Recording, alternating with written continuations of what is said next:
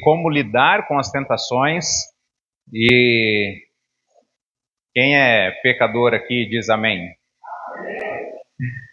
Você vai conversar com a pessoa do lado aí e vai falar para ela algumas, ou uma pelo menos, tá bom?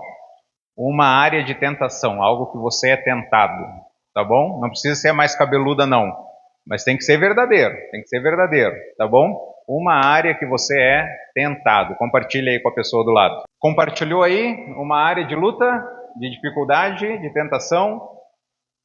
Eu cheguei no irmão para falar uma outra coisa, aí ele falou comida. Falei, oxe, que é? Áreas que a gente tem dificuldade, que nós somos tentados. Nós estamos numa série de mensagens sobre como lidar com situações adversas. Nós já vimos 3 mensagens sobre perdão. Nós vimos que o perdão ele é uma ordem de Deus, deve ser um perdão ilimitado. E aí nós vimos também sobre como perdoar. E vimos também numa terceira mensagem como saber que eu perdoei e como caminhar para a restauração, que é o que Deus deseja. Muito obrigado. E hoje, na última mensagem, nós vimos sobre uma família disfuncional, sobre como lidar com uma família disfuncional com base na vida de José. E nós vimos no capítulo 37 de José, de Gênesis, que José começou o capítulo 37 com tudo. Ele era alguém protegido, era alguém honrado, e ele acabou o capítulo 37 sem nada. Ele foi vendido aos 17 anos de idade. Ele foi vendido, mas antes de ser vendido, seus irmãos planejaram matá-lo. Ele perdeu a proteção, ele perdeu a honra, porque ele perdeu a túnica que ele havia recebido dos seus pais, ele perdeu a família que ele vivia. E eu terminei aquela mensagem mencionando a seguinte frase: José começou o capítulo 37 com tudo, está terminando o capítulo 37 sem nada. Será que ele vai aprender que Deus deve ser o centro da vida dele? E agora nós chegamos no capítulo 39 de Gênesis. 10 anos se passaram, de Gênesis 37 a Gênesis 39, aproximadamente 10 anos se passaram. Se ele estava lá por volta dos seus 17 anos, agora ele está por volta dos seus 27 anos. Era um menino, agora ele é um homem. Ele foi vendido como escravo a um oficial do faraó. Esse oficial, ele se chama Potifar. E esse oficial era o chefe dos executores. Era um grupo do faraó extremamente muito seguro, era um grupo muito... não dava para brincar com essa galera. Eram pessoas extremamente caveira, como se diz, né? E ele foi vendido, então, ao chefe Potifar, um oficial do faraó. E olha o que diz no versículo 1. A Bíblia diz o seguinte, Gênesis 39, versículo 1. José havia sido levado para o Egito, onde o egípcio Potifar, oficial do faraó e capitão da guarda, comprou dos ismaelitas que o tinha levado para lá. Quando nós estamos estudando a Bíblia, nós já vimos numa mensagem no início desse ano sobre disciplinas espirituais. Quando nós estamos estudando a Bíblia, para estudar a Bíblia a gente precisa fazer o quê? Alguém lembra? O que a gente precisa? Olhar. Observar, interpretar e aplicar. Eu gostaria que você fizesse algumas observações do versículo 2 até o versículo 5. Ele foi vendido como escravo, e uma dessas observações, já vou dar o caminho aqui para os irmãos, é uma ideia que se repete. Versículo 2 até o versículo 5. O Senhor estava com José, de modo que esse prosperou e passou a morar na casa do seu senhor egípcio. Quando esse percebeu que o Senhor estava com ele e que o fazia prosperar em tudo o que realizava, agradou-se de José e tornou-o administrador dos seus bens. Potifar deixou o seu cuidado, a sua casa, e lhe confiou tudo o que possuía. Desde que deixou cuidando de sua casa e de todos os seus bens, o Senhor abençoou a casa do egípcio por causa de José. A bênção do Senhor estava sobre tudo que Potifar possuía, tanto em sua casa como no campo. Versículo 6 também. Assim deixou ele aos cuidados de José tudo o que tinha, e não se preocupava com coisa alguma, exceto com a sua própria comida. Depois nós leremos o final do versículo 6. Quando nós observamos esses versículos aqui, qual é uma ideia que se repete nesses versículos? O Senhor estava com José. Uma vez conversando até com o Eric ali, a gente batendo um papo, eu mencionando para ele uma certa época da minha vida que havia uma oscilação muito grande nas empresas, né? Volta e meia as empresas davam, a expressão era, passava o facão, então várias pessoas eram mandadas embora. E o que me entristecia bastante em todo esse processo é porque nessa leva de mandar pessoas embora, sempre estavam os cristãos. Quando eles falavam, vamos passar o facão lá na empresa, a gente já sabia, vai estar fora. Mas por que, irmãos? Por que os cristãos estão sempre nessa primeira linha de corte? E não era segunda, terceira. Era a primeira linha de corte, a empresa passava dificuldade, os primeiros a serem cortados estavam os cristãos lá. E eu ficava me perguntando, mas nós não devemos trabalhar para quem? Para o Senhor? Não devemos trabalhar com excelência? Não devemos fazer o melhor? Não devemos ter iniciativa? Não devemos ter compromisso, responsabilidade, saber trabalhar em equipe, saber conversar com o superior, saber conversar com o subordinado? Deveria ser o pensamento contrário nesses donos de empresas, falar, cara, eu não posso perder esse funcionário. Esse funcionário, ele traz retorno para a empresa. Esse funcionário, ele resolve o problema ao invés de gerar problema. Esse cara eu tenho que segurar. E talvez primeiro, nessa primeira leva, ele fosse segurado. Mas não. Sempre na primeira leva, vamos ter que cortar. Eu acho que era a chance da empresa falar, vamos se livrar já desse cara aqui. Porque esse cara aqui não sabe trabalhar, esse cara não respeita horário, esse cara não sabe chegar no horário, ele não sabe conversar com o chefe, ele não sabe trabalhar com a equipe, não faz as coisas bem feito, não tem excelência, então se tem que mandar alguém embora, vamos mandar esse camarada embora. José não, irmãos. José era alguém que o Senhor estava com ele, tudo que ele fazia prosperava, o Senhor abençoava a casa de Potifar por causa de José. Versículo 6 diz que Potifar não se preocupava com nada. O Senhor abençoava aquela casa, aquela família. José foi vendido com 17 anos. Agora ele está com 27. É um homem. Em Gênesis 37 ele era um menino. Em Gênesis 39 agora ele é um homem. E o versículo 6, ele diz o seguinte, no final do versículo 6, José era o quê? Atraente e de boa aparência. José era atraente e de boa aparência. Ele foi promovido. Ele alcançou o sucesso. Ele está trabalhando agora na casa do principal oficial de Faraó. O chefe da guarda de Faraó. José está trabalhando para ele. E essa ideia que aparece com relação à sua aparência aqui, ela aparece só 4 vezes na Bíblia. José era um homem extremamente atraente e bonito. Muito bonito. Essa ideia aparece só 4 vezes na Bíblia. Aparece para José, aparece para Davi, aparece para Saul e Absalão. E não aparece mais essa ideia. Então era alguém que aonde ele chegava, ele já era percebido.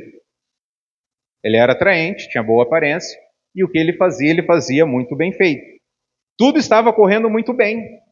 Tudo estava indo, olha, estou vindo da tragédia, eu estou vindo do poço.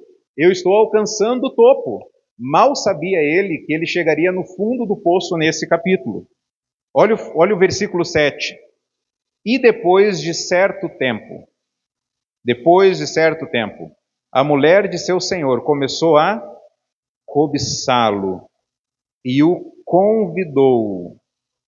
Venha, deite-se comigo. O tema da nossa mensagem é como lidar com as tentações.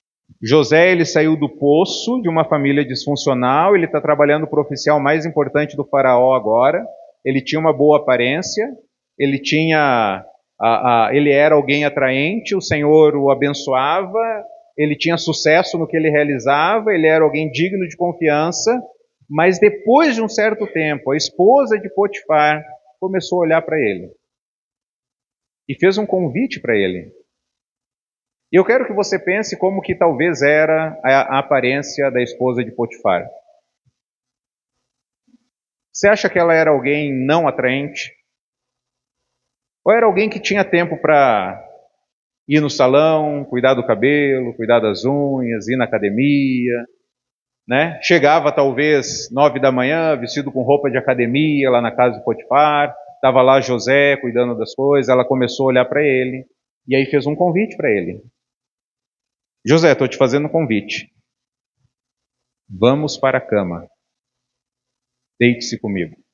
Como vencer? Como lidar com as tentações? A primeira estratégia das tentações é fazer um convite. Depois de um certo tempo, a esposa de Potifar começou a cobiçá-lo, fez um convite. Irmãos, ela convidou ele. Mas olha o que ele diz no versículo 8 e 9. Mas ele se recusou. E lhe disse, meu senhor, não se preocupa com coisa alguma de sua casa, e tudo o que tem deixou aos meus cuidados. Ninguém dessa casa está acima de mim. Ele nada me negou, a não ser a senhora, porque é a mulher dele. Como poderia eu, então, cometer algo tão perverso e pecar contra Deus? Veja como que José respondeu a um convite da tentação. Ele falou, meu senhor me encarregou dessa casa. Ele confia em mim. Ele não me negou nada. Apenas você que é mulher dele. Mas aí ele termina falando, como que eu poderia cometer algo tão perverso e pecar contra o Senhor? Como que nós devemos responder aos convites das tentações? Como José respondeu? Responder claramente que isso é um pecado. Talvez se nós estivéssemos no lugar de José, não, é que sabe como é que é? Estou cansado. Sabe como é que é? Não, eu tenho, né? Perigoso. Não. José ele respondeu claramente, você é esposa do meu chefe, e isso é um pecado, e eu vou pecar contra Deus. Responder claramente. José sabia que o seu pecado ofenderia o seu patrão e a Deus. E aí uma lição muito interessante, irmãos, é que geralmente a tentação não está na prisão. Geralmente a tentação está na promoção. Geralmente a tentação não está no poço. Geralmente ela está no topo. É onde a gente baixa a guarda. Geralmente a tentação, ela não está nas dificuldades. Geralmente a tentação está nas facilidades. Geralmente a tentação, ela está na privacidade. Ninguém pode olhar o meu celular, ninguém pode acessar o meu computador, ninguém pode entrar no meu escritório sem antes bater para que eu abra a porta. A privacidade pode trazer tentações. Nós precisamos nos lembrar constantemente que o nosso pecado ofende as pessoas e o nosso pecado ofende a Deus. Romanos capítulo 13, versículo 14, deixa Gênesis 39 marcado, mas vá para Gênesis capítulo 13, versículo 14. Olha que interessante esse versículo. Romanos 13, 14. Romanos capítulo 13, versículo 14.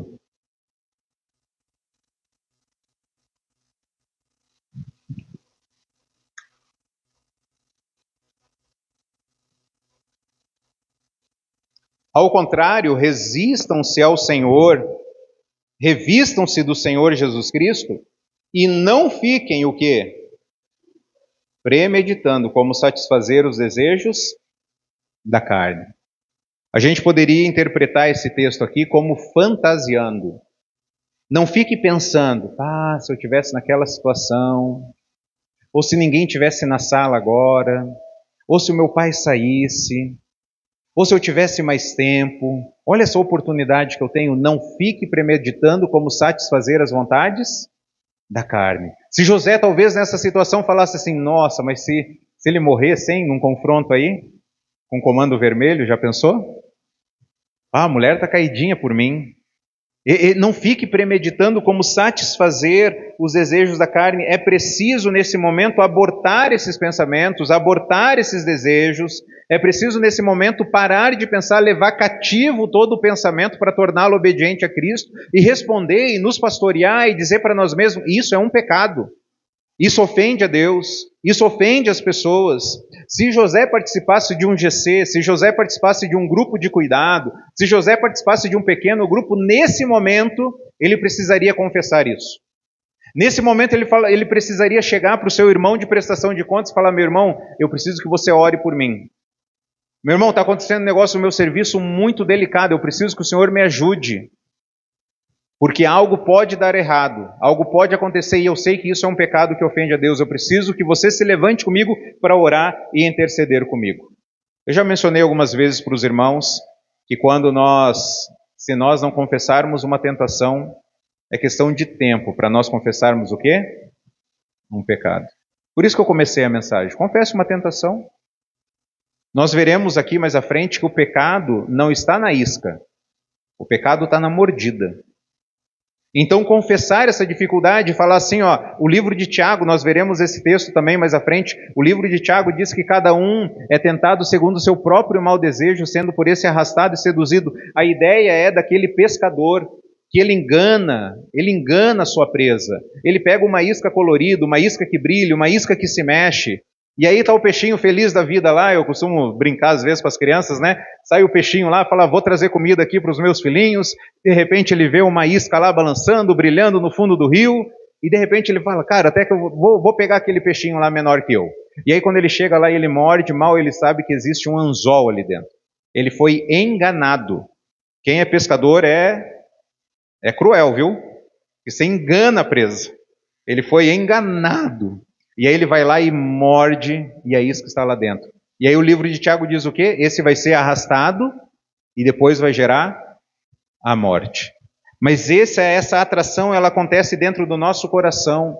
Olha, eu estou sendo tentado, a tentação está ali, ela está brilhando. E a gente tem que ter essa transparência de falar assim, sim, eu estou sendo tentado, sim, a dificuldade está ali. E sim, se eu for lá e morder, eu vou pecar e vou desonrar a Deus. Eu preciso que ore, eu preciso que tire esse mau desejo do meu coração.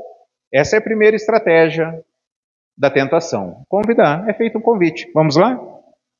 Vamos lá no motel? Vamos lá beber uma ceva? Vamos lá usar uma droga? Vamos lá no barzinho? Vamos ali no quarto? Quero te mostrar uma coisa lá no guarda-roupa. Vamos lá junto. Vamos ali dar uma voltinha de carro. Convites. Convites. E o que nós devemos fazer? Responder claramente que isso é pecado. Só que existe uma segunda estratégia. Olha o versículo 10. Gênesis 39, versículo 10.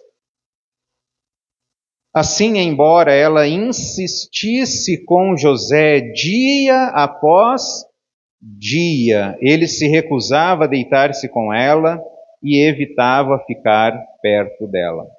Qual que é a segunda estratégia da tentação? Insistência. Dia após dia. Ficava insistindo. Você já viu aquele ditado? Água mole em pedra dura, tanto bate até que fura. Tem um livro chamado Ouse Ser Firme, da editora Fiel, e ele diz o seguinte: há muitos crentes fortes que não podem ser derrubados por tentações drásticas e súbitas, mas cuja resistência pode ser arruinada. Prejudicar os santos do Altíssimo é uma das táticas do maligno. Ele bem sabe que a água, pingando constantemente, desgasta a pedra dura. Assim, muitas das suas tentações não são violentas, mas são sutis e suaves. Apresenta as mesmas situações, as mesmas sugestões, uma, duas, três ou mais vezes, até que essas os impressionem. O modo de escapar do diabo é enfrentá-lo com determinação. Não há outro jeito de evitarmos as suas garras. Satanás sabe disso. Você já reparou que no nosso país, no nosso continente, você já reparou que Satanás ele não usa mais a estratégia da perseguição? Hoje a estratégia é a sedução. Ele vai seduzindo. E ele é radical, mas ele é paciente. Ele tem tempo. Ele vai. Quantas séries de televisão vão sendo apresentadas de uma forma sutil? Vai sendo apresentado ali uma imoralidade, vai apresentando um seio, vai apresentando um homem de costa nu, vai apresentando aquela tensão, aquela música, aquele romance no sofá, onde você começa a ficar premeditando, satisfazendo, imaginando aquela situação. Satanás, ele é radical, mas ele é sutil, ele vai pouco a pouco apresentando, e assim que uma barreira é derrubada, ele apresenta outra e outra e outra, e nós precisamos entender que tudo que nós assistimos e tudo que nós ouvimos transmite crenças. Aquilo que a gente está vendo na TV está transmitindo crenças. Tem séries de TV que o crente não pode assistir. Não pode. Porque é imoralidade. Num ar de história, num ar de ficção, mas é pornografia.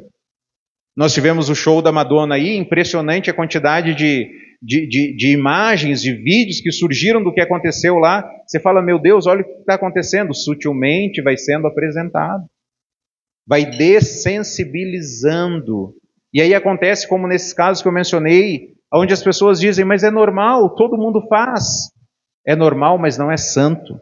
É normal, mas não é reto. E Deus não nos chamou para sermos pessoas legais aqui no mundo. Deus nos chamou para fazermos o quê? Salgarmos esse mundo, sermos santos, fazermos a diferença, resistir à tentação.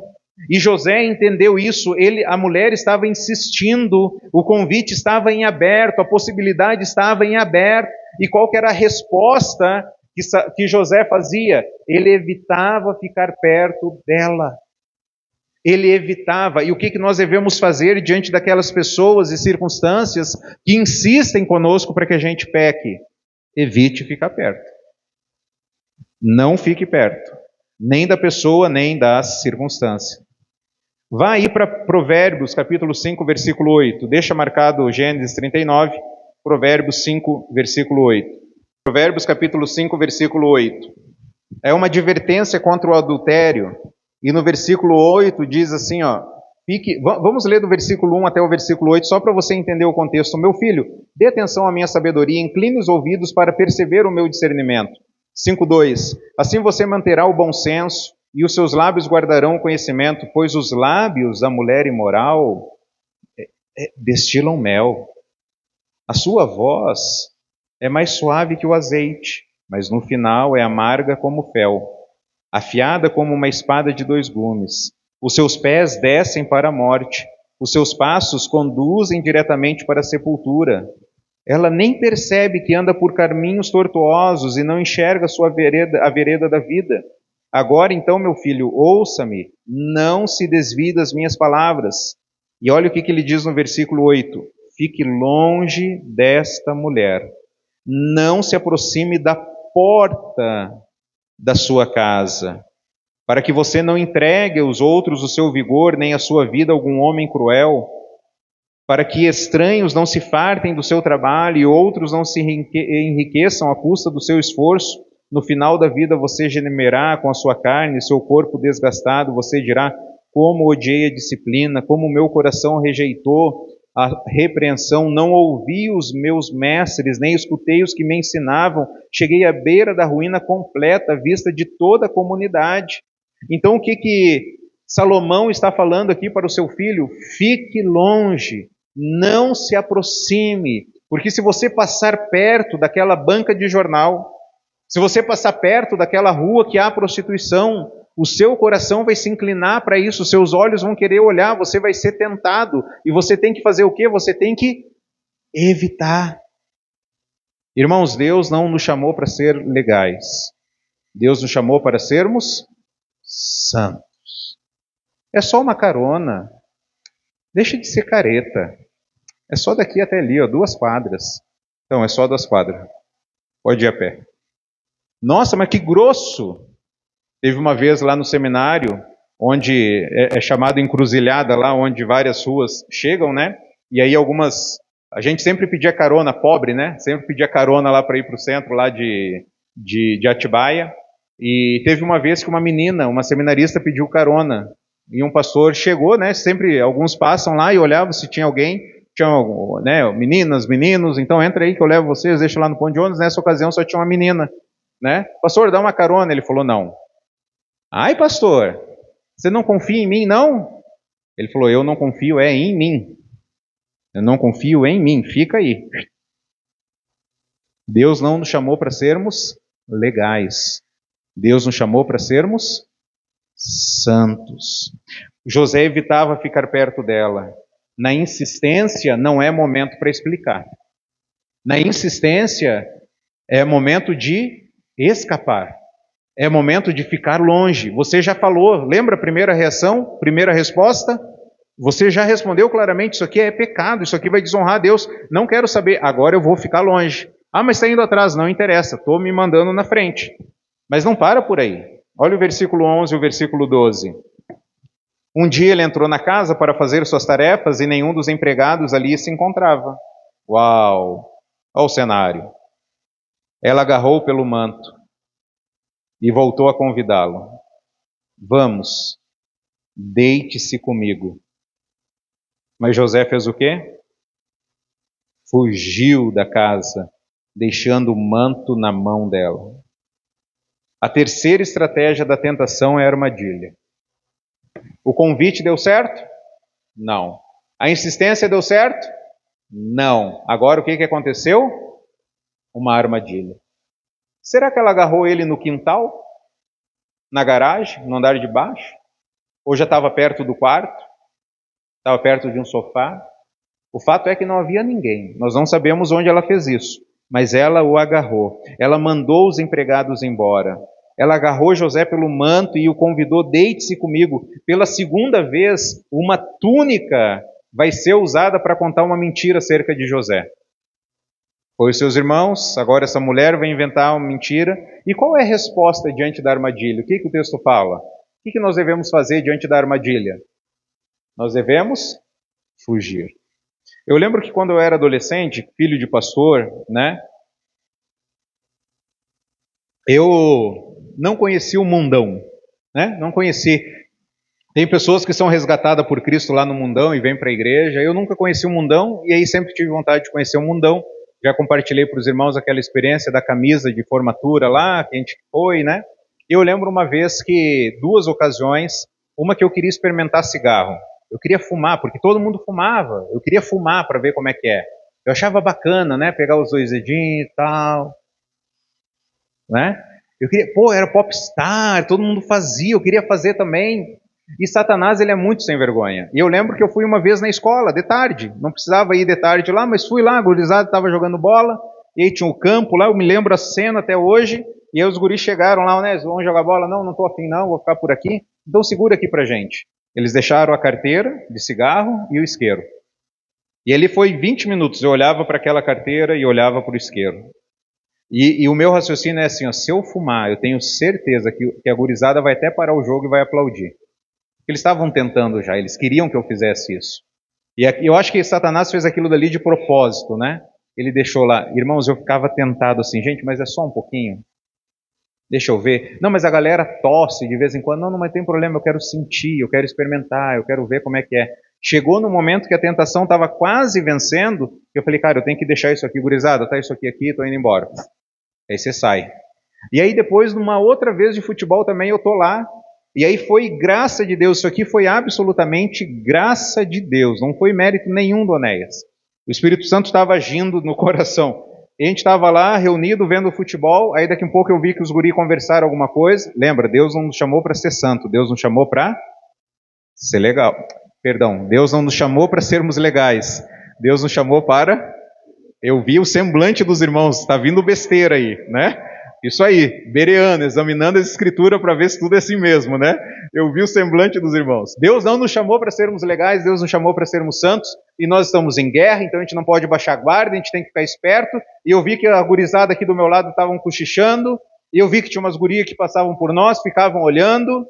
Eu não era José, nunca fui José, nunca vou ser José, um homem atraente, de boa aparência, né?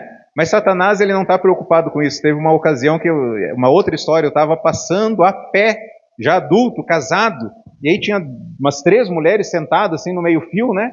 E aí, mas assim, eu acho que eram mulheres, ganhavam algum troco por aí, né?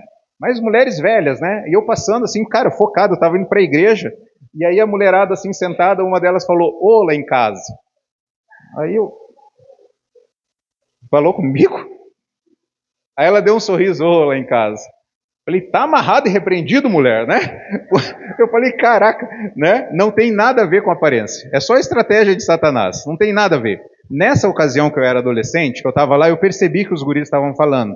E aí eles estavam conversando, batendo papo, e aí de repente um deles saiu, assim, cochichou, né? Deu o comando pro outro, aí um deles saiu, e aí foi atrás de uma guria que tinha passado. Aí eu já fiquei ligado. Cara, impressionante, como que Deus vai vai cuidando da gente ali, porque eu estava sentindo o Espírito Santo conduzir, sabe? Naquela ocasião eu estava sentindo o Espírito Santo conduzir. E aí de repente o cara vem dando risada, falou pro outro, os dois saíram, aí daqui a pouco vem a guria. Eu falei, cara, emboscada. Emboscada. Montei na minha magrela, minha bicicleta, né? E ó, fui embora. E aí depois o que acontece quando você volta para a escola depois disso? Esse aí não gosta. Esse aí não gosta. Se ele não tinha coragem, se ele não era corajoso para ir até as meninas, a gente preparou. A menina veio até ele. Irmãos, nós precisamos estar ligados, antenados para as circunstâncias que vão surgir ao nosso redor.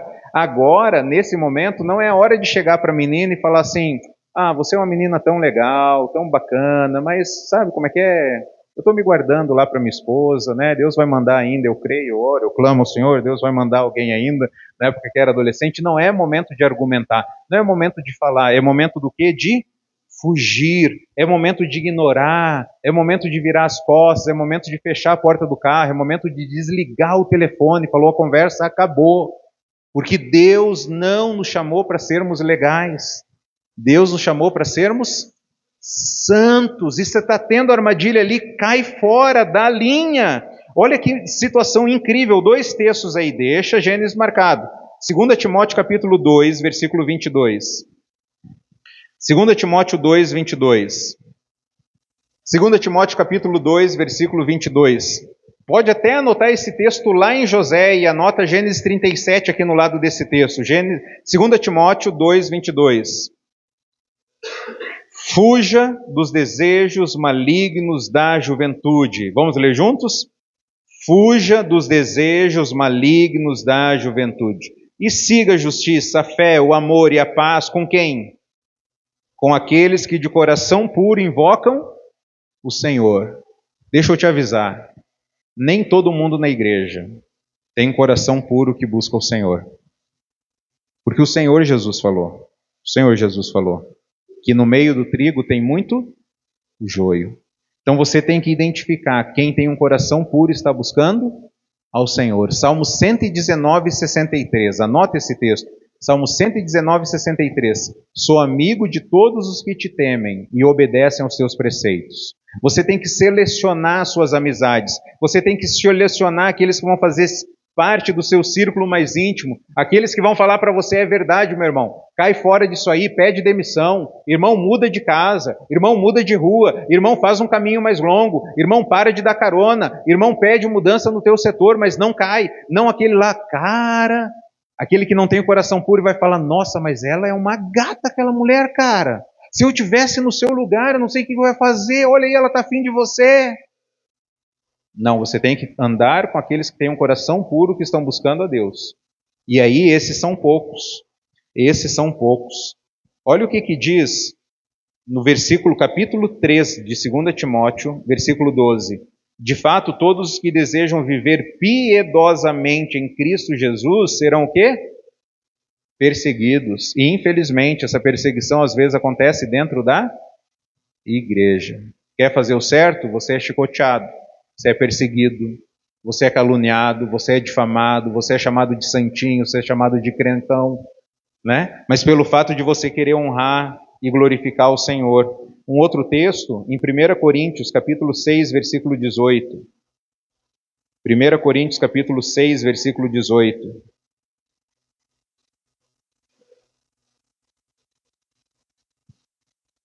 Fujam da imoralidade sexual. Todos os outros pecados que alguém comete, fora do corpo os comete. Mas quem peca sexualmente, peca contra o seu próprio corpo. Fuja da imoralidade sexual. No momento da armadilha, o que nós devemos fazer? Nós devemos fugir. A Bíblia não diz para você discutir, a Bíblia não diz para você argumentar, a Bíblia diz para você fugir. Lembra a frase que eu mencionei? No pecado, não há pecado na isca. O pecado está na mordida. Então a gente tem que fugir, a gente não é forte, a carne é o quê? É fraca. Não acha que você vai conseguir resistir? Não vai. Não vai. O maior erro que eu já cometi na vida, meu maior erro foi que eu dei bobeira para a isca. Não tem nada a ver. Na minha época falava muito hoje, eu não sei se a juventude fala isso hoje. Nada a ver, mãe. Nada a ver. Nada a ver, pai. Cuidado. Não anda com essa pessoa. Nada a ver. Eu sei me cuidar. Irmãos, a carne é fraca. Então, nós vimos na vida de José aqui, diante do convite, responda claramente que isso é pecado.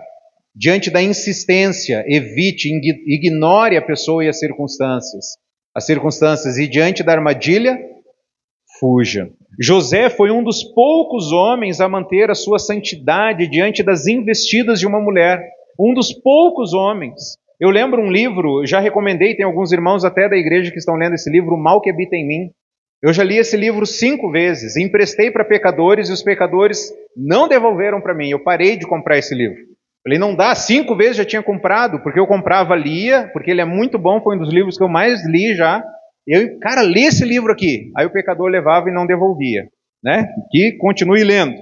Mas aí tem uma parte desse livro que a gente está lendo lá, e eu lembro a primeira vez que eu li esse livro, a minha esposa estava de costa na cabeceira, sentada, lendo, eu estava no lado dela com a barriga para baixo, lendo, e aí estava escrito assim, ó, Sansão, o homem mais forte do mundo, caiu com a mulher. Salomão, o homem mais sábio do mundo, caiu com a mulher. Davi, o homem segundo o coração de Deus, o homem mais espiritual que teve, caiu com mulher. Que esperança há para mim e para você? Eu falei, misericórdia, amor. Misericórdia. Ela falou, que foi, Néias? Que foi? Não, umas pedradas aqui que eu estou lendo. Aí eu, nossa, amor, misericórdia. Eu vou ler para ti. Eu li para ela. Ela falou, nossa, né, você está me assustando. Eu falei, mas é para ficar assustada. É para ficar assustada. Eu vou falar mais aqui para frente. As mulheres não têm noção do que é o mundo adulto. Não é verdade, homens? As mulheres não têm noção do que é o mundo masculino, na verdade. José foi um dos poucos homens a manter a sua santidade diante das investidas de uma mulher. O que José merecia, gente? O que José merecia? Ele honrando a Deus. Mas o que ele recebeu? Qual foi o resultado da sua fidelidade? Olha o versículo 13. Quando ela viu que ao fugir ele tinha deixado o manto em sua mão, chamou os empregados e lhe disse, vejam, esse hebreu nos foi trazido para nos insultar, ele entrou aqui e tentou abusar de mim, mas eu gritei. Quando me ouviu gritar por socorro, largou seu manto ao meu lado e fugiu da casa. Ela conservou o manto consigo até o senhor de José chegasse à casa. Então repetiu a história. Aquele escravo hebreu que você nos trouxe aproximou-se de mim para me insultar, mas quando gritei por socorro, ele largou seu manto ao meu lado e fugiu. Quando seu senhor ouviu que a sua mulher lhe disse, foi assim que o seu escravo me tratou. Ficou indignado, mandou buscar José e o lançou na prisão, em que eram postos os prisioneiros do rei. José ficou na prisão. Irmãos, essa mulher é uma mulher terrível. Uma Jezabel. Uma mulher que estava lá para desvirtuar homens de Deus. Ela inventou a história. Ela disse que gritou, e talvez ela gritou mesmo depois que José correu. Talvez ela gritou de raiva, ela estava com um manto nas suas mãos. E ela, ao contar para o seu marido então lança José na prisão. Pela graça de Deus, ele não matou José. Deus tinha planos para José. Ele lança José na prisão. E irmãos, isso aqui é importante a gente pensar na escada dos desejos pecaminosos que existem no nosso coração. Essa mulher, ela desejou, ela não obteve aquilo que ela desejava. E o que ela fez logo depois? Ela exigiu. E ao exigir e não receber aquilo que ela queria, o que ela fez? Ela puniu. É isso que acontece, talvez você já passou por isso na sua vida. Você não atendeu o desejo de alguém, essa pessoa ela começou a exigir. E aí você não atendeu de novo, o que ela fez? Ela falou, e agora? Eu vou punir. E talvez você já fez isso também. Você teve algum desejo simples, por exemplo, desejo lícito, eu não estou pensando nem em desejo moral, estou pensando em desejo lícito. Qual que é um desejo lícito? Hoje você chegou em casa, você teve um dia corrido, você quer chegar em casa, você quer fazer o quê? Descansar. Eu só quero descansar, é pecado descansar? Eu só quero que o meu filho me respeite, é só isso. Eu só quero que o meu marido não traia, eu só quero que ele me honre. São desejos lícitos. Mas esses desejos, quando não são atendidos, nós começamos a exigir. E se eles não são atendidos, quando nós estamos exigindo, o que nós vamos fazer? Nós vamos punir. Então, cuidado com os desejos, cuidado com as suas crenças, porque são as suas crenças que vão definir aquilo que você deseja. Quando você entende que você é Deus, quando você entende que o seu reino foi criado para você e que todo mundo é seu súdito, todo mundo tem que se servir, você vai querer que todos os seus desejos sejam atendidos. Mas quando você entende que Deus te criou para a glória dele e nós glorificamos a Deus quando nós servimos as pessoas, você não vai esperar nada das pessoas. Porque as pessoas não podem te dar nada do que você espera. Você espera paz, alegria e esperança. Isso quem pode dar é Deus. Então, quando você tem uma crença verdadeira, você vai se relacionar com as pessoas como serviço. Nós devemos cuidar muito dos nossos desejos para submeter eles à palavra de Deus. E não é fácil. José vai sofrer por sua fidelidade a Deus. Ele já estava no poço. Agora ele vai chegar no fundo do poço. Ele foi lançado no poço. Depois ele foi vendido como escravo. E agora ele é lançado na prisão. Leia junto comigo. O prêmio por nossa fidelidade a Deus nem sempre é o topo. O prêmio por você ser piedoso, o prêmio por você honrar a Deus, o prêmio por você colocar Deus em primeiro lugar na sua vida, nem sempre vai ser a promoção. Algumas vezes vai ser a prisão, mas honre ao Senhor. Por obedecer a Deus, você pode perder algumas coisas. Você pode perder aplausos, você pode perder amigos, você pode perder a aceitação do grupo, você pode ser mal compreendido, você pode ser humilhado, você pode até mesmo perder o seu emprego. Mas não abra mão da sua fidelidade a Deus. Não abra mão da sua piedade. José é um homem que por 3 vezes, no início do livro, do capítulo 39, por 3 vezes falou, o Senhor estava com ele. Um homem que por 3 vezes, a Bíblia diz que ele foi tentado. E aí o texto termina no versículo 20, na parte B, diz o seguinte, José ficou na prisão, mas o Senhor estava com ele. Oh, glória a Deus! O Senhor estava com ele. E o tratou com o quê? Com bondade. As pessoas não são bondosas conosco. Quem é? Deus é. Seu marido não é bondoso contigo. Seus filhos não são. Seu chefe, seus funcionários. Deus é bondoso contigo. Concedendo-lhe a simpatia do carcereiro. Por isso o carcereiro encarregou José de todos que estavam na prisão, e ele se tornou agora responsável por tudo o que havia na prisão, por tudo o que se sucedia na prisão. O carcereiro não se preocupava com nada do que estava a cargo de José, porque o Senhor estava com José e lhe concedia bom êxito em tudo o que realizava. O Senhor estava com José lá na casa de Potifar, e o Senhor estava com José lá na prisão. No início do capítulo 3, foi dito 3 vezes que o Senhor estava com José. No meio do capítulo, 3 vezes José é tentado. E no final do capítulo, 3 declarações da presença e da bênção de Deus com José. Eu gostaria de terminar dando algumas lições para nós.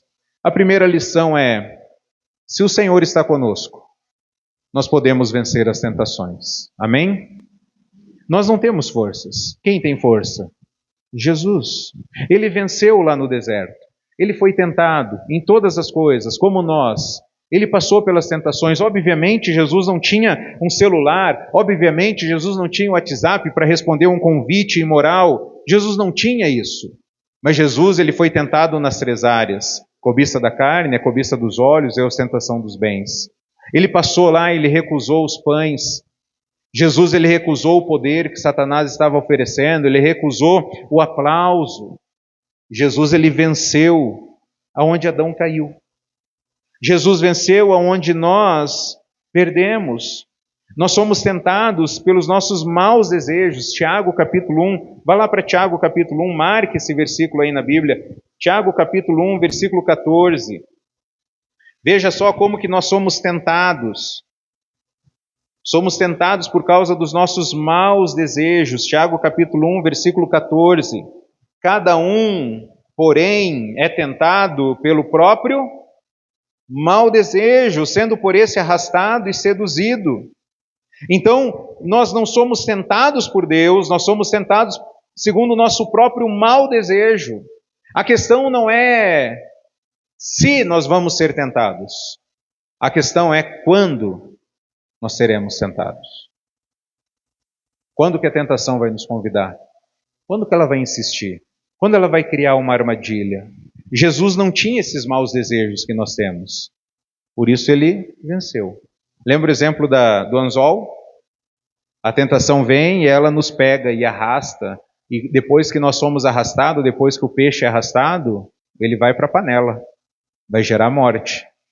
Esse mesmo anzol, esse mesmo gancho, ele poderia vir no coração de Jesus, ele não ia conseguir pegar nada. É como você pegar um gancho e tentar pegar um vapor, é como você pegar um gancho e tentar pegar uma nuvem, você não consegue pegar porque não existia mau desejo no coração de Jesus, mas nós temos maus desejos. É como se o nosso coração tivesse várias argolas, e quando essa tentação ela vem e ela pega uma argola dessa, ela vai nos puxar. Por isso que a gente tem que evitar, por isso que a gente tem que fugir. Mas Jesus não tinha, ele passou por tudo isso sem pecado. Então nós podemos, através de Jesus, o nosso Deus Emanuel, o nosso Deus conosco, nosso Deus que vive, o nosso Deus que é o El Shaddai, nós podemos chegar a Jesus e falar: Jesus, tenha misericórdia de mim, Senhor. Convém que o Senhor cresça e eu diminua. Senhor, que os meus pensamentos sejam os seus pensamentos. Senhor, que os meus desejos sejam os seus desejos, Senhor. Tenha misericórdia de mim, me ajude a resistir a essas tentações. O Senhor passou pelo que eu passo, Senhor. Me ajude a viver no Senhor, me ajude a viver no Senhor e vencer esses maus desejos. Então é possível nós vencermos a tentação, porque o Senhor está conosco. Seu pai pode não estar com você, a sua mãe pode não estar com você, com o relho na mão e o chinelo na mão. Talvez eu não vou estar lá com uma Bíblia lá na mão. Talvez o seu líder de GC não vai estar lá com você, mas o Senhor estará contigo. E é possível você resistir às tentações. Eu gostaria de dar uma palavra para os homens. Homens, se o Senhor está com você, resista às tentações. A força não é sua. Sansão, o homem mais forte, caiu. Davi caiu. Salomão caiu. Quem é você? Você é um pecador. E você vai cair também, se você não estiver vivendo na graça do Senhor. O espírito está pronto, mas a carne é fraca. Se você não caminhar com Jesus, você vai cair. E apenas caminhando com Jesus, você vai conseguir, diante do convite, você vai conseguir responder claramente: isso é pecado. Afasta de mim, Satanás. Ô, crente bitolado, chato, não me interessa o que você acha de mim. Me interessa o que Jesus acha. No último dia eu não vou prestar conta para você, não. No último dia eu vou prestar conta para Jesus. Aí eu vou te mandar embora. Pode mandar embora. Não tem problema. O que não falta é trabalho. Emprego pode faltar, mas trabalho não falta. Então pode mandar embora. Você vai conseguir, como José, ignorar as insistências. Você vai conseguir, como José, fugir das armadilhas. Você precisa, homem, você precisa chegar num irmão em Cristo e falar: eu preciso confessar uma tentação. Eu preciso abrir o meu coração e falar: eu estou sendo tentado. Eu não quero confessar um pecado. E as irmãs que têm esposos têm que ter maturidade para quando for ouvir. Mas tu é um safado mesmo sem vergonha. Sim, sou, mas eu estou precisando de ajuda. Eu não quero. Se eu quisesse pecar, eu não tinha te falado. Eu preciso de ajuda. Meu coração tem esses maus desejos, que até eu desconheço. O meu coração é enganoso mais que todas as coisas, nem eu conheço a podridão do meu coração. Irmãos, o nosso coração é como aquele saquinho de chá, sabe? Quando você põe aquele saquinho branquinho, né? Tudo tranquilo, joga na água quente lá, começa a sair aquele chá mate que está dentro, aquele chá escuro, marrom, quase, né? Preto, começa a sair. Por quê? Porque ele estava oculto. A água quente vai fazer revelar o que já está dentro do nosso coração. Então, quando nós estamos falando: eu estou sendo tentado, a provação está ali. Então, confesse suas tentações para que você não precise confessar um pecado. Queridos irmãs, se o Senhor está com você, você não provocará os homens. Mulheres, vocês têm um poder que vocês não imaginam. Vocês desconfiam. Vocês não imaginam o poder que vocês têm. Então não usem o corpo de vocês. Não usem o perfume. Não usem o choro. Não usem a fala mansa para levar alguém a pecar. Não busquem algo nos homens que só Deus pode dar para você, que é segurança, estabilidade. Alguém que te ama de forma incondicional. Homem nenhum pode te dar isso. Só quem pode te dar é Deus. Busque nele isso. Então toma muito cuidado para você não comprometer a santidade dos seus irmãos. Cuidado com o tamanho da sua saia. Cuidado com a roupa apertada. Cuidado com os decotes. Tome muito cuidado. Não desperte tentações. Não seja uma Jezabel que levou homens a caírem. Vocês não têm noção de como que é o mundo masculino. Esses dias eu vi um vídeo, só para você ter ideia. Estou falando segundo o vídeo, não estudei, não pesquisei, então não tenho essas informações. Mas que algumas mulheres elas começam a tomar testosterona. E aí depois que elas começam a tomar testosterona, o seu corpo ele vai a mais ou menos a 190. E elas ficam bastante agitadas sexualmente. Você me entende, né? Elas ficam bastante à procura disso, do sexo. Vão a 190. Só que a medida dos homens é cerca de 9 vezes mais do que isso. Só para você ter noção de como que é o mundo masculino. Eu lembro uma vez conversando com um casal e a esposa chorando. Ela falou, toda vez que eu estou andando na rua com meu marido e ele coça o olho, ele está coçando o olho para que com esse olho aqui, ó, ele consiga olhar a mulher que está passando. Então eu sei disso. A atração, o desejo é muito forte nos homens, isso começa muito cedo. Então não adianta a gente esconder, a gente tem que tratar, tem que identificar, então tome muito cuidado. Tome muito cuidado, para você não levar alguém a cair. Solteiros, o melhor presente que você pode dar para o seu cônjuge é a sua pureza. Os seus sentimentos desejam prazer. O teu corpo está te impulsionando a isso. Então seja rude com ele. Se preserve para o seu cônjuge. Olha o que diz em 1 Tessalonicenses capítulo 4, versículo de 1 a 8. 1 Tessalonicenses 4, versículo de 1 a 8. Quanto ao mais, irmãos, já os instruímos acerca de como viver a fim de agradar a Deus. E de fato assim vocês estão procedendo. Agora lhes pedimos e exortamos o Senhor Jesus que cresçam nisso cada vez mais, pois vocês conhecem os mandamentos de Deus que demos pela autoridade do Senhor Jesus. A vontade de Deus é que vocês sejam o quê? Santificados. Abstenham-se da imoralidade sexual. Cada um saiba controlar o seu próprio corpo de maneira santa e honrosa, não dominado pela paixão de desejos desenfreados, como os pagãos que desconhecem a Deus.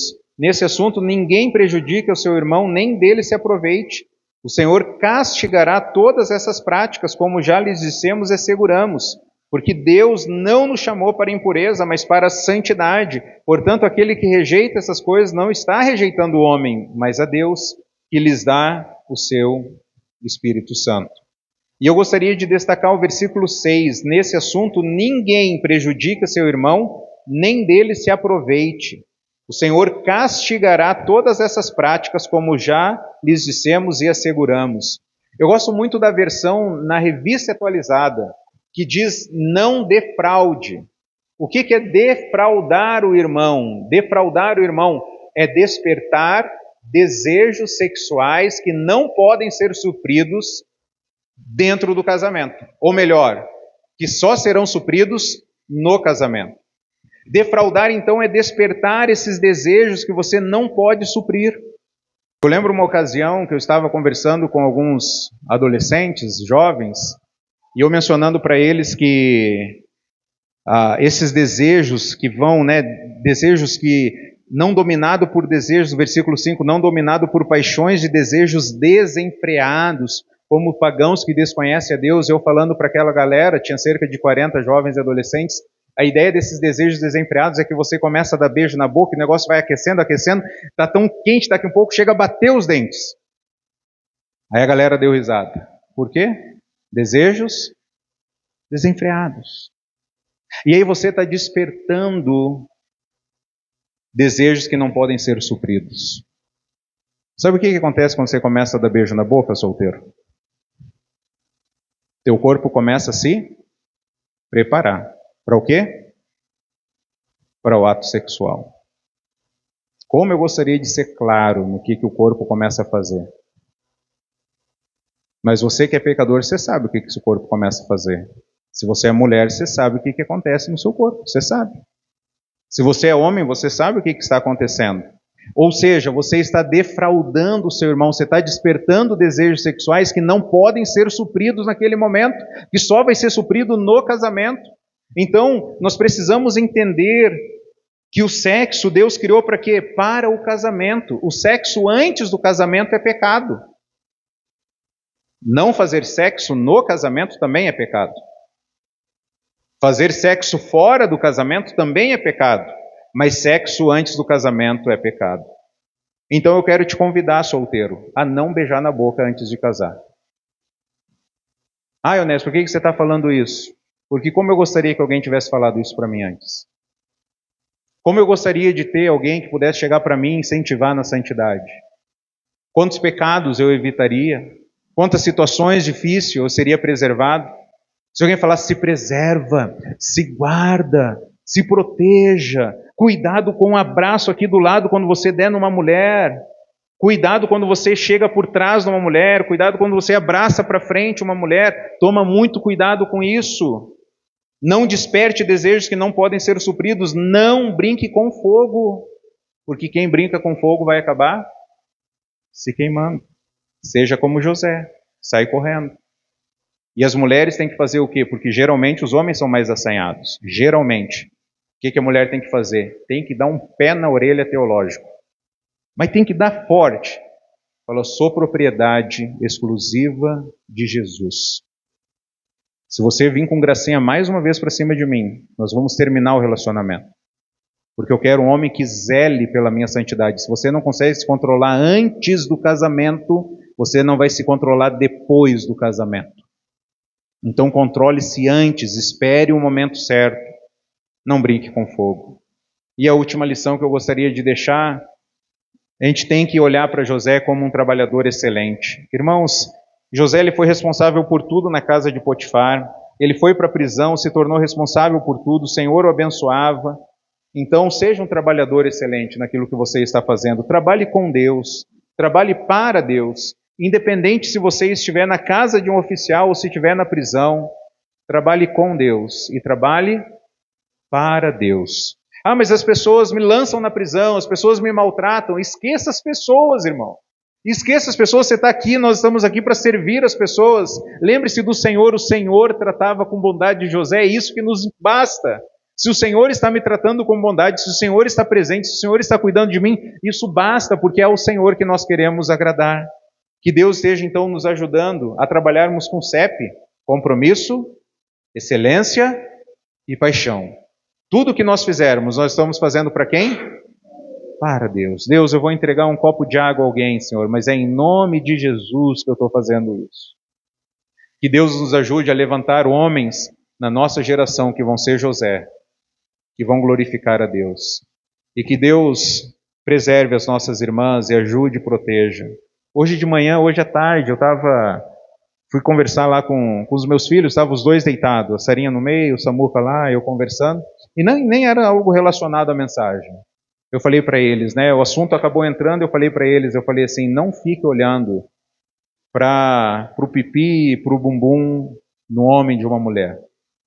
Por que não? Porque Jesus criou.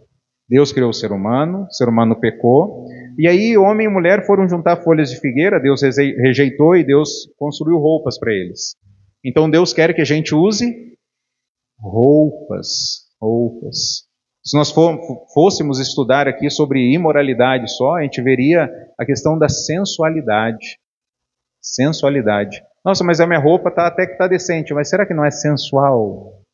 A questão da sensualidade é interessante, que é cultural também. Mas o fato é que Deus criou roupa e é para a gente usar roupa. E eu falando para os dois, falando, nunca deixe ninguém tocar em vocês. Nunca deixe ninguém tocar. E não é para vocês tocarem em ninguém. Então preservem-se, cuidem-se. É desde pequeno, irmãos, a gente vai tesourando, vai cuidando, vai preparando. E que Deus, na sua graça, possa preservar os nossos filhos, os meus e os seus. E que eles possam chegar no altar em pureza. Ah, que bênção vai ser, não é? Virgens e puros. Talvez você não é mais virgem. Mas você pode ser puro. Você pode ser puro. Que Deus nos ajude, então, a sermos José. Homens resistindo às tentações. Mulheres cuidando umas das outras e cuidando de nós. Que talvez as mulheres também tenham o cuidado de quando alguma irmã chegar para você, porque isso não é fácil. Quando alguma irmã chegar para você, olha, você precisa tomar cuidado aqui, ó. Olha essa situação, olha essa roupa, toma cuidado aqui. Que você também tenha a maturidade para... Mas nada a ver, tenha cuidado. Eu já lidei com gente que já foi preso por causa de estupro. E ele falou, mulheres, o tipo de roupa que ele era traído. Talvez você está usando uma roupa que atrai até estuprador, já pensou? Que loucura, né? É uma maldade no coração. E essas roupas também, sou livre para fazer o que eu quiser, desde que seja para a glória de Deus, né? Desde que seja para a glória de Deus. Você pode usar uma burca, se o homem não tratar o coração dele também não vai resolver para nada. Deus chama homens não para serem machistas, e Deus não chama as mulheres para serem feministas. Deus chama homens e mulheres para serem servos do Deus Altíssimo, que honre Ele. E a gente se preocupa uns com os outros, e a gente ajuda uns aos outros a sermos mais santos. Vamos orar? Pai, nós, ao olharmos para esse texto e lembrarmos do que Jesus fez por nós na cruz, nós queremos clamar ao Senhor, para que o Senhor nos ajude a sermos santos, a resistirmos às armadilhas dos convites. Talvez no GC, em algum GC essa semana, alguém pode até vir a comentar e compartilhar. Olha, resistir a um convite. Disse não, porque isso aqui é um pecado que desagrada a Deus. Talvez alguém possa dizer, fugi de uma armadilha, fugi de uma insistência, eu evitei isso. Olha, talvez eu vou ter que pedir as contas lá no emprego, porque o ambiente que eu estou não é um ambiente adequado. Talvez eu vou ter que mudar a rua para não ver alguns homens ou ver algumas mulheres na rua. Senhor, que o Senhor nos ajude a sermos transformados pelo Senhor. A luta sexual está no coração de todos. Talvez alguns vão lutar mais no campo da heterossexualidade, talvez alguns mais na questão da homossexualidade, mas todos nós vamos lutar e nós queremos te honrar, nós queremos viver para a sua glória. Então cuide dos homens para não despertar desejos, não defraudar as mulheres. Ajude as mulheres para não defraudarem os homens e assim nós possamos caminhar juntos, ó Pai, em pureza. Tanto antes do casamento, como durante o casamento, como depois do casamento, nos preparando para o nosso encontro com Jesus. Então que o Senhor nos abençoe, que o Senhor nos use para a sua glória. É no nome de Jesus que nós oramos. Amém. Amém.